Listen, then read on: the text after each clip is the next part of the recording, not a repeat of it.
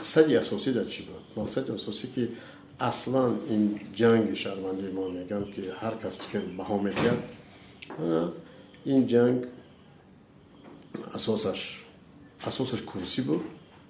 ما تصمیم همون دوره تصمیم گرفتیم که این کرسی ها رو همه خالی کرده آدمای نو باید انتخاب شوند، مسئله چیزی که باشد با یک بارگه محاکمه کنیم و با یک خلاصه بیم که پیش راه جنگ گیریم.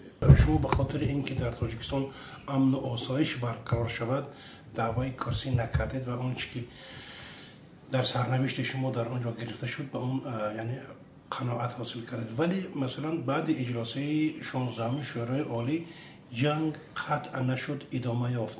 فکر نکنید چرا؟ میگن که سکریپت اول در دست تاجیکستان نبود. دیریژوری اجلاسه 16 شورای عالی گفته می شود